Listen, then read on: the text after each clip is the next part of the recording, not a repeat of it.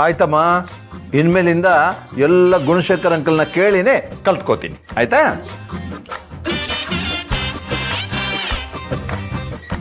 ಸರಿ, ಲಗ್ನ ಪತ್ರಿಕೆ ಸೆಲೆಕ್ಟ್ ಮಾಡಿದ್ದಾಯ್ತು. ಇನ್ ಕಾಲೇಜಲ್ಲಿ ಯಾರ್ಯಾರನ್ನ ಇನ್ವೈಟ್ ಮಾಡ್ಬೇಕು ಅಂತ ಎಲ್ಲ ಲಿಸ್ಟ್ ಮಾಡ್ಕೊಂಡ್ಬಿಡೋಣ. ಬನ್ನಿ.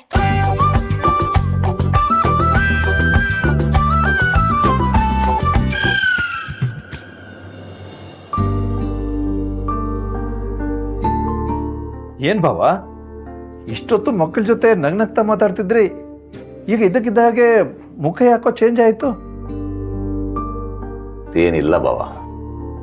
ನಾನು ಹೇಳ, ಮದುವೆ ದಿನ ಹತ್ರ ಬರ್ತಾ ಇದೆ, ಒಂದೊಂದೇ ಖರ್ಚಿದೆ, ಅದರ ಬಗ್ಗೆ ತಾನೇ ನೀವು ಯೋಚನೆ ಮಾಡ್ತಾ ಇರೋದು.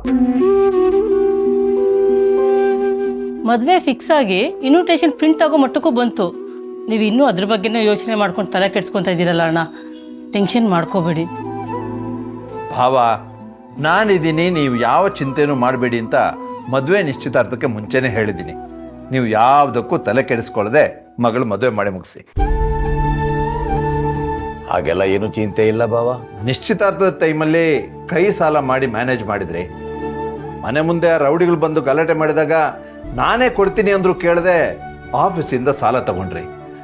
ಅಲ್ಲ ಭಾವ, ಎಲ್ಲದಕ್ಕೂ ನೀವೊಬ್ಬರೇ ಕಷ್ಟಪಡ್ತಿದ್ದೀರಾ. ಅಣ್ಣ, ಇದಕ್ಕೆಲ್ಲ ನಾನು ನೀನು ಅಂತ ಯಾಕಣ್ಣ? ನಾವೆಲ್ಲರೂ ಒಂದೇ ಅಲ್ವಾ? ಇಷ್ಟು ದಿನ ನಾವು ಹಾಗೆ ಅನ್ಕೊಂಡಿದ್ವಿ. ಆದರೆ ಅಣ್ಣ ಮಾಡ್ತಾ ಇರೋದು ನೋಡಿದ್ರೆ ನಮ್ಮನ್ನು ಬೇರೆಯವರು ಅಂತ ಅನ್ಕೊಂಡಿದ್ದಾರೆ ಅಂತ ಈಗ ಅನ್ನಿಸ್ತಾ ಇದೆ. ಹಾಗಲ್ಲಮ್ಮ ಅಣ್ಣ, ಜನನಿಗೆ ಮದುವೆ ಮಾಡೋದಕ್ಕೆ ನಮಗೂ ಹಕ್ಕಿದೆ, ಅದು ನಮ್ಮ ಕರ್ತವ್ಯ ಕೂಡ. ಆದರೆ ನೀವ್ಯಾಕೆ ಈ ರೀತಿ ಹಿಂಜರಿತಾ ಇದ್ದೀರಾ ಅಂತ ಗೊತ್ತಾಗ್ತಾ ಇಲ್ಲ. ಮೊದಲೆಲ್ಲ ಒಂದು ಮನೆಯಲ್ಲಿ ಶುಭ ಕಾರ್ಯ ಫಿಕ್ಸ್ ಆಯಿತು ಅಂದರೆ ನೆಂಟರು ಊರವರು ಎಲ್ಲ ಬಂದು ಒಂದೊಂದು ಕೆಲಸದಲ್ಲೂ ಕೈ ಜೋಡಿಸಿ ಎಲ್ಲ ಸುಲಲಿತವಾಗಿ ನಡೀತಿತ್ತು. ಆದರೆ ಈಗ ನಮಗೆ ನೀವು, ನಿಮಗೆ ನಾವು ಅಷ್ಟೇ. ನಮ್ಮ ಕೈಯಲ್ಲಿ ಏನು ಇಲ್ದಿರುವಾಗ ಕೈ ಹಿಡ್ದಿದ್ದೆ ನೀವಿಬ್ರು. ಅಣ್ಣ, ತಂದೆ ಸ್ಥಾನದಲ್ಲಿ ನಿಂತು ನೀನು ಎಲ್ಲಾನು ಮಾಡಿದ್ಯಾ. ನಿನಗೂ ಮಕ್ಕಳಿದ್ದಾರೆ, ಅವ್ರ ಲೈಫ್ನು ನೋಡಬೇಕು ಅಲ್ವಾ? ನೋಡಮ್ಮ ಸುಮತಿ, ನಾವಿಬ್ಬರು ಇದೇ ಮನೆಯಲ್ಲಿ ಒಟ್ಟಿಗೆ ಬೆಳೆದ್ವಿ. ಆಗೆಲ್ಲ ನನ್ನ ಮಕ್ಕಳು ನಿನ್ನ ಮಕ್ಕಳು ಅಂತ ಎಲ್ಲಿತ್ತು ಹೇಳು? ನಮ್ಮ ಮಕ್ಕಳು ಊರ ಮಕ್ಕಳು ಅಂತ ಹೇಳ್ತಾ ಇದ್ವಿ. ಪಕ್ಕದ ಮನೆಯಲ್ಲಿ ಮದುವೆ ನಡೀತಿದ್ರು, ನಮ್ಮನೆ ಮದುವೆ ಅನ್ನೋ ರೀತಿ ಭಾಗಿಯಾಗ್ತಿದ್ರು. ಫ್ಯಾಮಿಲಿ ಬೆಳೆದ ಹಾಗೆಲ್ಲ ಆಸೆಗಳು ಜಾಸ್ತಿಯಾಗಿ ಎಲ್ಲ ಚೇಂಜ್ ಆಯಿತು.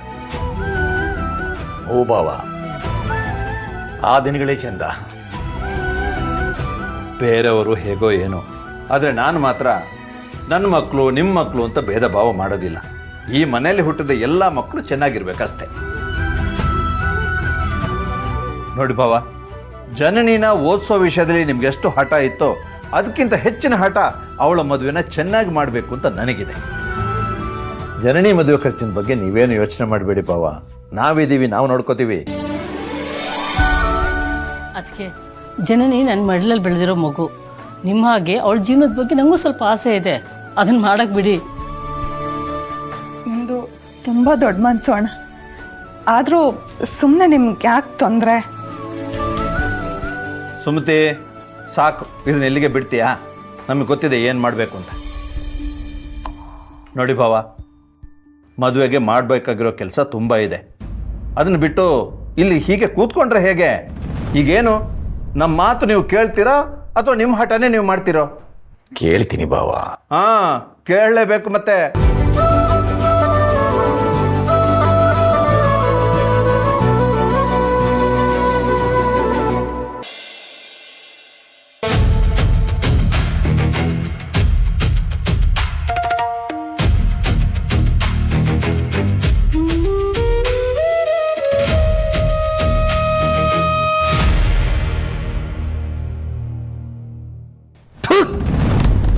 ಏನಿದು? ಏನಾಯ್ತು? ಹಾಲಿಗೆ ಯಾರಾದ್ರೂ ಇಷ್ಟೊಂದು ನೀರು ಹಾಕೊಂಡ್ ಬರ್ತಾರ?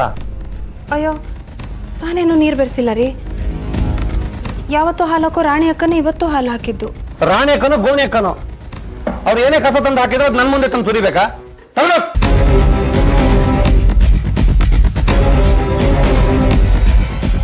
ಏ ಈಶ್ವರಿ ಬನ್ನಿ.